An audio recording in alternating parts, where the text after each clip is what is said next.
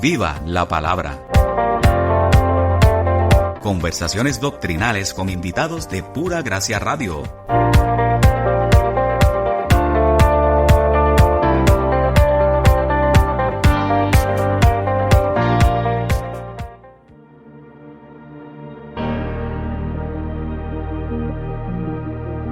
La celebración de la época de Adviento y la Navidad se ha convertido a lo largo de la historia en objeto de debate, pues algunos dentro de la misma comunidad cristiana han cuestionado por qué festejar algo que en su origen tuvo un inicio y motivación paganos.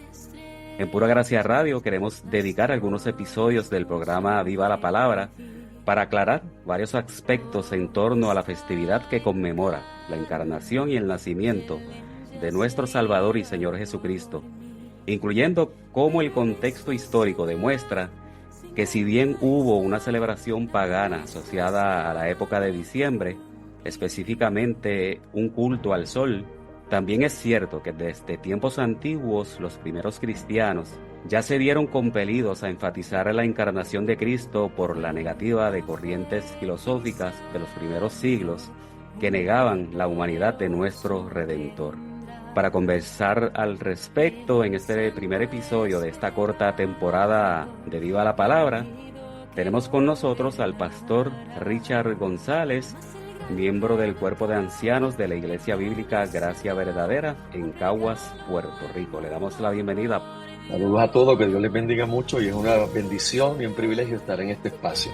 También queremos darle la bienvenida a nuestro hermano Héctor Vázquez Gerena, quien es miembro del equipo de música también de la Iglesia Bíblica Gracia Verdadera y colaborador de este ministerio radial de Pura Gracia Radio. Héctor, bienvenido. Dios les bendiga, hermanos. Gracias, Antolín.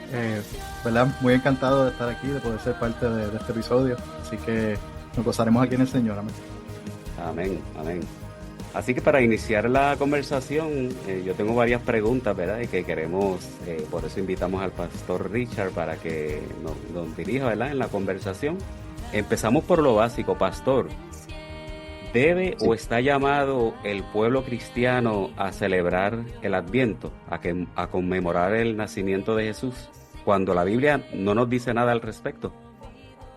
Ok, nuestra posición, ¿verdad?, como iglesia y para nosotros, nuestra posición bíblica es que no solo los creyentes pueden hacerlo o están invitados a hacerlo, sino nosotros pensamos que deben hacerlo. Fíjate, para entrar en materia, yo quisiera poner un poco de fundamento a algo que son los principios que regulan la adoración, porque de ahí es que pudiéramos, ¿verdad?, entender algunas cosas que pueden traer claridad sobre el tema. Se ha debatido por años, por mucho tiempo, el principio regulativo de la adoración versus el principio normativo de la adoración. Entiéndase el principio regulativo como que lo que se debe hacer en la adoración de la iglesia, la liturgia de la iglesia, no importa la temporada, solo debe ser aquello que está explícitamente ordenado en la Escritura. O sea, este sería el principio más simple. Si no está en la Biblia como un mandamiento o una ordenanza, no lo debemos hacer. Por otro lado, el principio normativo indica que comprende la realidad de ese argumento, que es cierto, que es correcto, que debemos hacer aquello que es bíblico y aquello que en general se alinea con el carácter de Dios y con el carácter de la Santa Escritura.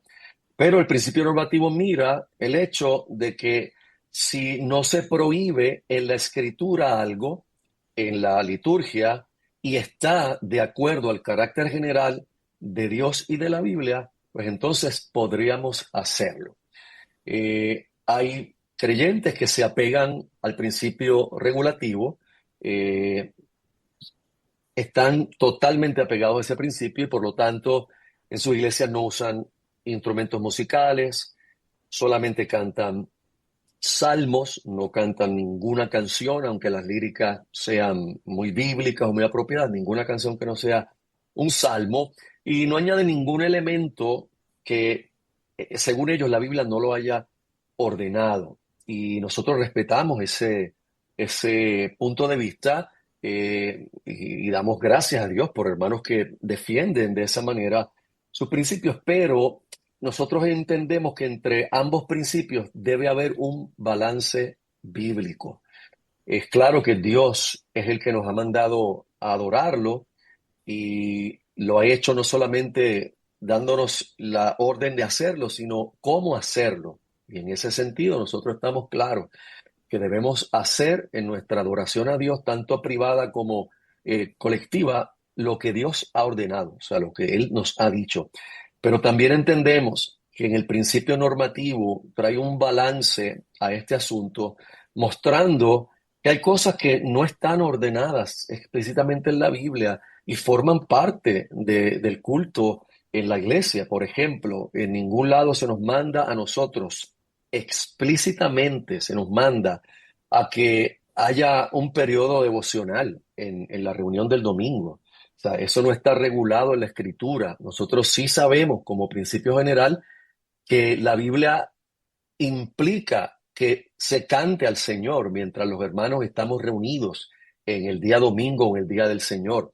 Tampoco hay un verso explícito que diga que hay que traer un sermón como tal y que el sermón va a ser en una sección de la liturgia o que va a durar 15, 20, 30, una hora. En ningún lado tenemos eso, pero sin embargo entendemos que tenemos implícitamente los versos bíblicos y los pasajes bíblicos que nos hacen saber que en la reunión de los santos debe abrirse la escritura, leer la escritura y debe explicarse la escritura, lo cual entendemos que sería la predicación del sermón. Y así, si nos vamos a otras cosas todavía más simples, no hay mandamientos sobre hora, sobre duración del culto de la iglesia, qué día hacerlo. Obviamente tenemos también implicaciones acerca del domingo como el día del Señor, pero no hay un mandamiento explícito que lo diga de esa manera. Por lo tanto, nosotros tomamos los dos principios y lo que vamos es a la Escritura y estamos en el entendimiento de que los dos principios están correctos. Hay que obedecer lo que Dios nos mandó en cuanto a adorarlo, pero también entendemos que en el principio normativo hay cosas que no están claramente explícitas y que nosotros podemos hacer para adorar a Dios. Yo entiendo que ese es un planteamiento importante antes de entrar ya en el punto acerca del Adviento. Amén. Héctor, ¿alguna observación, alguna pregunta para el pastor? Sí, básicamente, ya que vamos a entrar, ¿verdad?, en el tema del Adviento, ¿verdad? Quería comenzar con eso mismo. ¿Cuál es el significado como tal, ¿verdad?, de Adviento como tal? Amén. Y la palabra Adviento literalmente lo que significa es advenimiento. Es una palabra que nos llega del latín y tenemos que aclarar que definitivamente la palabra no está en la Biblia, no es una palabra bíblica.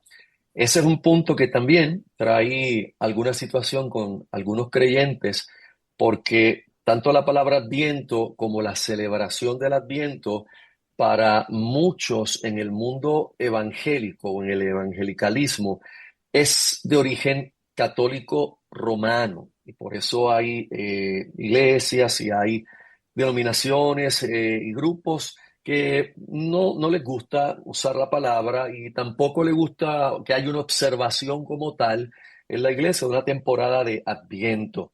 Pero volvemos, si hacemos un poquito, ¿verdad?, de mayor estudio bíblico, entendemos que definitivamente en un momento de la historia es la iglesia católica romana, porque es la única que existía, la iglesia de Cristo, que tomó la celebración del Adviento y lo proclamó, y luego de la Reforma, aún las iglesias nacidas de la Reforma Protestante continuaron observando todas aquellas cosas que aunque hayan comenzado en la Iglesia Católica Romana, son bíblicas y son cosas que están alineadas con el carácter de la Escritura y con el carácter de Dios. Así que Adviento lo que hace en general es anunciar las dos venidas del Señor. A veces pensamos equivocadamente que Adviento se restringe solo al advenimiento inicial, o sea, al nacimiento de Jesús o a la encarnación, como más apropiadamente podemos decir.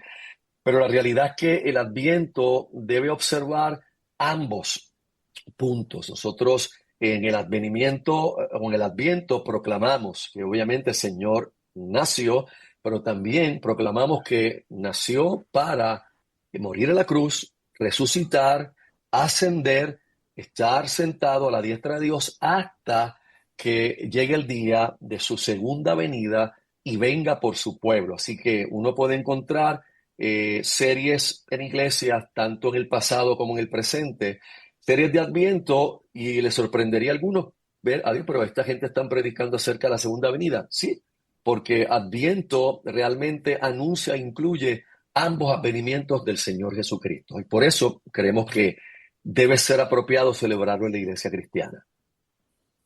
En algún Eso. momento, en algún momento de la conversación, yo quisiera entrar, no para profundizar en eso, pero sí mencionar, ¿verdad? Algunas de las objeciones que han habido, ¿verdad? Con esto de la celebración de Adviento, obviamente parte de todo este culto que había en la época Ujú. de invierno al sol, ¿no? El solsticio de invierno El que llaman. solsticio. Pero antes de entrar ahí, ya usted estableció el fundamento de lo que la Biblia no está, pero que sí practicamos, versus lo que no está en la Biblia. Hay corrientes que piensan que si no está en la Biblia no se debe celebrar o no se debe hacer. Ujú. Entrando ya al por qué específicamente, qué buenas razones, para decirlo de otra manera, qué buenas razones Ok, tenemos para celebrar Adviento. ok, bien. Si uno mira la historia de la redención, ¿verdad? No mirando algunos etapas puntuales, sino mirando la historia de la redención desde el Génesis hasta el Apocalipsis, especialmente cuando ya Dios establece su pueblo, sacándolo de Egipto y formando una nación y un pueblo, como ha sido siempre el propósito de Dios. Y nosotros miramos, Dios establece cierto patrón donde los eventos importantes, aquellos eventos trascendentales de la historia de la redención, fueron marcados luego con celebraciones para el pueblo.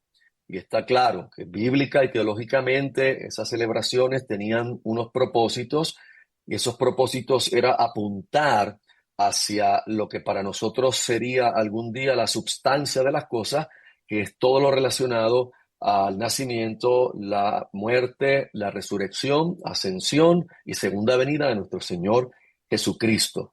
Pero no podemos negar que el patrón lo vemos en todo el Antiguo Testamento. Por ejemplo, el pueblo sale de Egipto con la mano fuerte del Señor, y se celebra en ese día antes de la salida lo que llamamos la Pascua. Era ese momento terrible donde ese último juicio del Señor vendría sobre Egipto, sobre los dioses de Egipto, y lamentablemente vendría por causa de la dureza del faraón sobre todo el pueblo egipcio en la muerte de sus primogénitos. El ángel de la muerte pasaría y Dios dio estas instrucciones al pueblo de Israel, todo un protocolo acerca del cordero, que tenían que escogerlo y por 14 días tenerlo seleccionado, y luego del 14 día lo iban a sacrificar, y la sangre del cordero sería puesta sobre los dinteles de las puertas de cada casa hebrea. Luego tendrían esta cena pascual donde comerían la carne del cordero, tendrían hierbas amargas, se le dio las órdenes totalmente claras de cómo hacerlo, con la ropa puesta como si fueran ya a salir, no podían tener levadura en el pan que iban a comer, y todas estas cosas eran tipos y sombras de lo que sería hecho en la obra perfecta de Cristo en la cruz. Pero luego de esto, se le ordena al pueblo de Israel que por generaciones, continúen celebrando esta fiesta con los propósitos, el número uno, de celebrar la salvación de Dios. Ese fue para el Antiguo Testamento, ese es el momento de redención grande del pueblo de Dios, y también con el propósito de que generación a generación fueran enseñados en los caminos de Dios y enseñados a través de la Escritura. Y así, si continuáramos en el patrón del Antiguo Testamento, nosotros veríamos que muchas de estas fiestas fueron con el propósito de estos dos puntos que acabo de mencionar. Y eso es un patrón que nosotros vamos a ver en el pueblo de Dios de generación en generación. Ahora, al punto que quiero ir es que en la Biblia hay dos celebraciones que no parten de la ley de Moisés, porque todas estas que yo les hablé son de la ley mosaica, y quiero hacer una aclaración pertinente. Nosotros como cristianos en el Nuevo Testamento no estamos llamados a guardar estas fiestas, ni es ordenanza bíblica para nosotros. Y creo que las escrituras del Nuevo Testamento son muy claras al respecto de que nosotros, los gentiles y la iglesia de Cristo, no estamos atados a la ley ceremonial que estuvo sobre Israel todo el pacto antiguo. Así que nosotros no hacemos esto porque ya tenemos la substancia, no vamos a celebrar la sombra, ya tenemos la substancia. Ahora, lo que sí quiero indicar es que hay un libro en el Antiguo Testamento que para mí, y en mi humilde opinión, en la de otros antes que yo, porque lo que aprendí lo he aprendido de otros que me antecedieron, y lo he encontrado muy bíblico y apropiado, es el libro de Esther. En el libro de Esther, nosotros tenemos esta historia tan gloriosa de salvación también para el pueblo de Dios en medio de el cautiverio en Persia.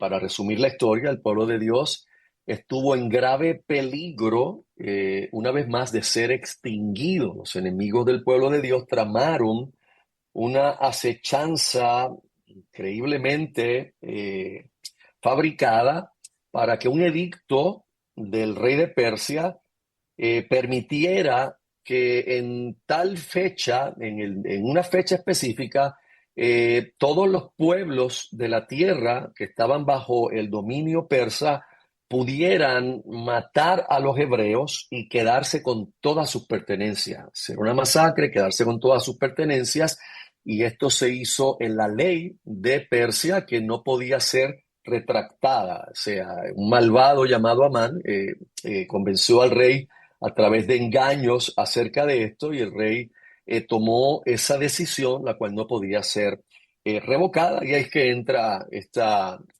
muchacha hebrea llamada Esther, que llegó al palacio y se convirtió en reina, haciendo corta la historia, y Dios la trajo exactamente para un tiempo como ese. Ese es el tema del libro de Esther, y Dios la usó para entonces poder convencer al rey de que Amán era un malvado que quería eliminar al pueblo de ella. Ella confiesa que era hebrea, y entonces el rey, que no puede revocar la ley, pero da una ley nueva de que los hebreos puedan defenderse en esa fecha y puedan tomar, ¿verdad? Venganza, lo que fuera necesario contra los enemigos. Y la historia termina en que el pueblo de Dios fue salvo. Sus enemigos no pudieron hacer mucho contra ellos. Al contrario, ellos aún despojaron a sus enemigos. Y el punto que quiero traer es que hay una fiesta de conmemoración que se celebró en medio del pueblo de Dios en Persia, y se le llamó esa fiesta Purim, una fiesta de agradecimiento a Dios por la salvación. Y en esa fiesta inclusive se intercambiaron obsequios y comidas unos a otros, y fue un día de fiesta y de grande celebración. Y si nosotros miramos el patrón que permeó en la ley de Moisés acerca de la celebración de aquellos grandes eventos de la historia de la redención, fueron para el pueblo algo trascendental, vemos que el patrón no se quedó en la ley de Moisés. Y aquí estamos en la época, realmente antes de la época intertestamentaria. El libro de Esther en ese periodo.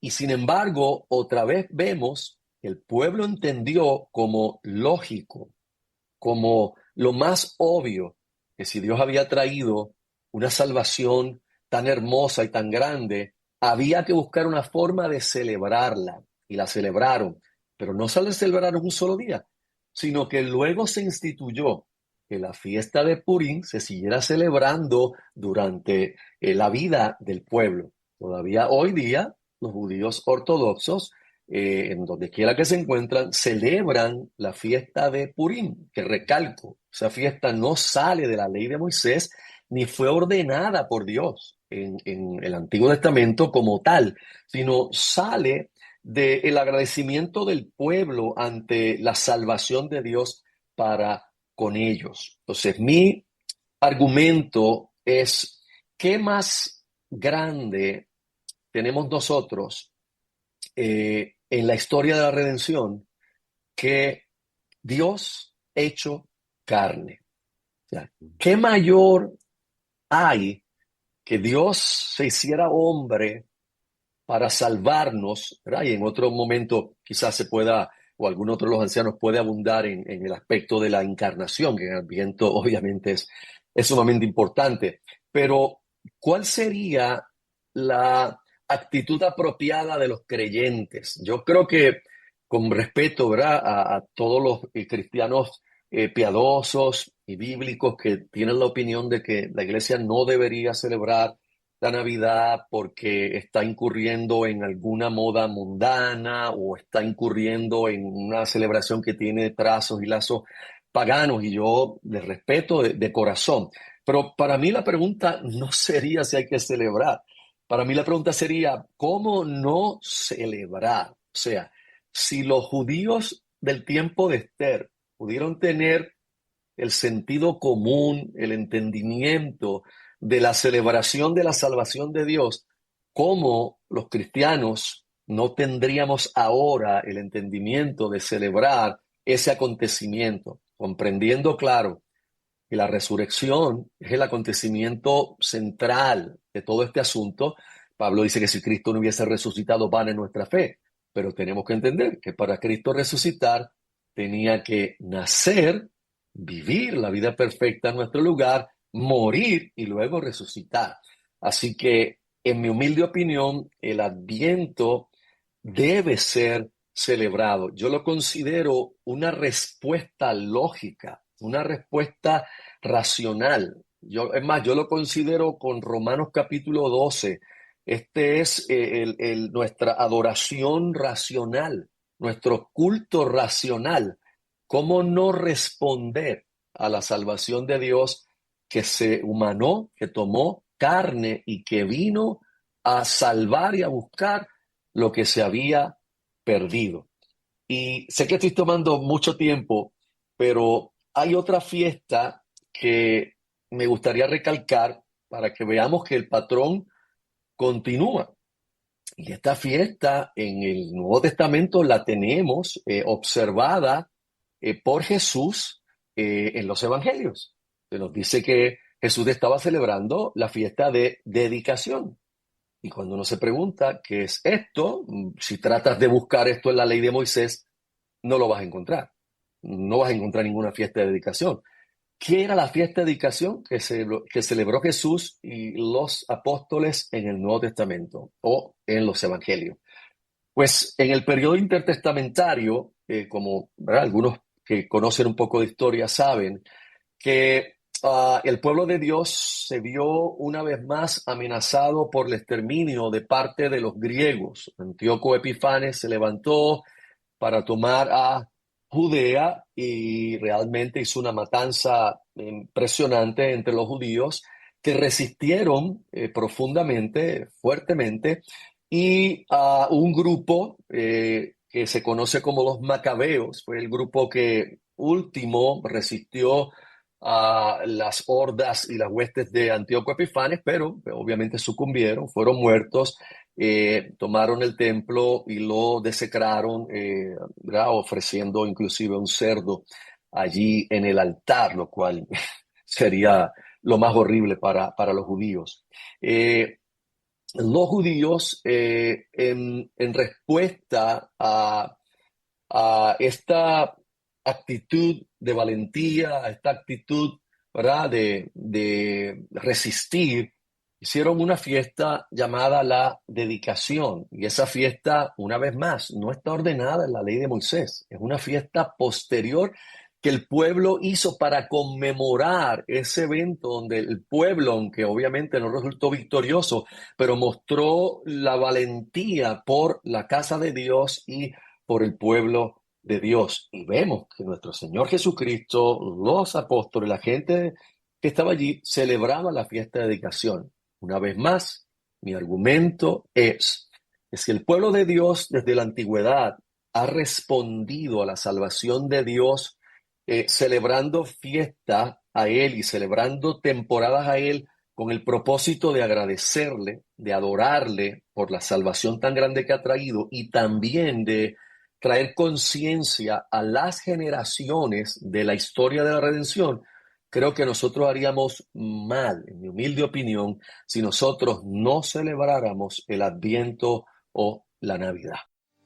En el próximo episodio, la iglesia temprana y temprano tuvo que defender la fe de las herejías, especialmente una de las primeras que tuvieron que luchar contra ella fue acerca de la persona de Cristo, la deidad de Cristo, el nacimiento virginal y la encarnación. Muy temprano la iglesia no solamente comenzó a escribir, comenzó a detallar su fe a través de credos como el credo apostólico, que claramente nos dice que nació en tiempos de Poncio Pilato, o sea, da el hecho histórico del nacimiento de Cristo, porque tú puedes tratar de negar doctrina, pero negar historia que está redactada y que ha sido preservada, pues obviamente sería una persona necia.